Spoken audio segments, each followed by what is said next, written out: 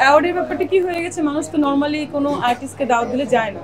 So award হলে কি হয়, মানুষ ফ্রিতে যাচ্ছে। বাট আমি যে অ্যাওয়ার্ডে যে মোটামুটি পেমেন্ট নিয়ে যাওয়ার চেষ্টা করি, বিকজ আমি গেলেই দেখা যায় যে একটা অন্য হাইপ থাকে। সো আমি তো উইদাউট পেমেন্ট কোনো অ্যাওয়ার্ড আর যাবো না, এটা আমি আরো 2 মাস আগে ডিসাইড করেছিলাম। আর অ্যাওয়ার্ড যদি নিতে হয় তাহলে তো আমার মনে হয় অস্কার নেওয়া উচিত। আসলে এই ছোটো ছোটো অ্যাওয়ার্ড নিয়ে কি লাভ। আমাকে আসলে ইনফর্ম করা হয়, আমি 2-1 বার ছেড়েছি, যেগুলো আমি মানে আমার পার্সোনাল আইডি থেকে আমি পোস্ট করি, অবশ্যই আমি শেয়ারগুলোতে আসার চেষ্টা করি। আমি দুটোতে আমি আসিনি বিকজ হচ্ছে আমার প্রবলেমের কারণে, আমার মানে মেন্টাল ক্রাইসিসের কারণে। তো ওরকম আমি দেখেছি আমার ছবি ইউজ করে অনেক মানে সাংবাদিক আপনারা বা যারা আছেন ইউটিউবার বা যারা মানে ইয়েতে আছেন কন্টেন্ট ক্রিয়েটার, তারাও দেখা যায় যে যাওয়ার পর আমাকে টেক্সট করে আপনি কেন আমাদের হতাশ করলেন। সো আমি তো আসলে কাউকে হতাশ করতে চাই না, কারণ আপনাদের জন্য আজকে আমি এখানে আছি বা আমি এসেছি। তো আমি আমার পেজ থেকে যে পোস্টটা দিব সেটাতেই আপনারা ভাববেন যে আমি আসছি।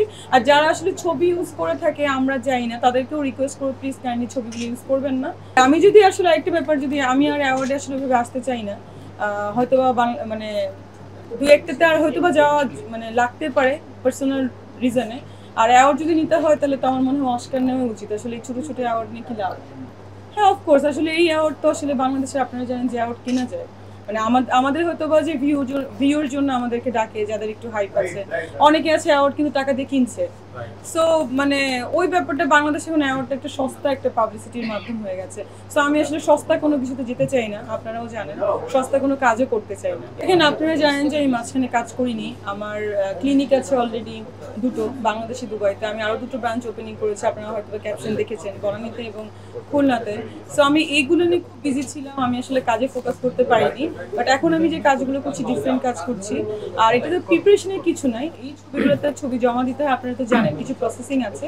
সো ওরকম কিছু কাজ করবো এবং প্ল্যান হয়ে গেছে অলরেডি। আমার প্রোডাকশন হাউস থেকে আমি একটা ছবি করছি, সো এটাকে আমি ইনশাল্লাহ ওই পর্যন্ত নিয়ে যাব, এটা ইচ্ছা আছে।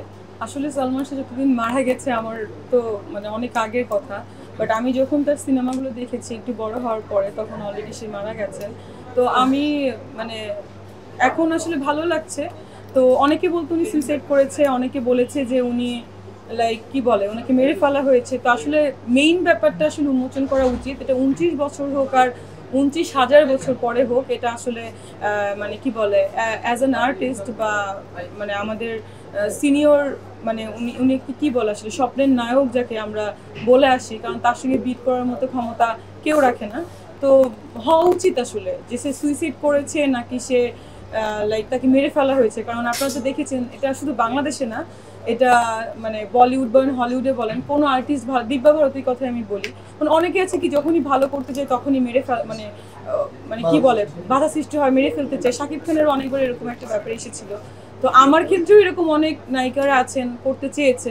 তো ব্যাপারটা হচ্ছে এটা আসলে উন্মোচন করা উচিত এবং যদি আসলে তাকে মেরে ফেলে তাহলে আমার মনে হয় এটা মানে সঠিক বিচার হওয়া উচিত। নাহলে তো আসলে দেখা যাবে যে ফিউচারে যারা সুপারস্টার তাদের জন্য অনেক হুমকি স্বরূপ।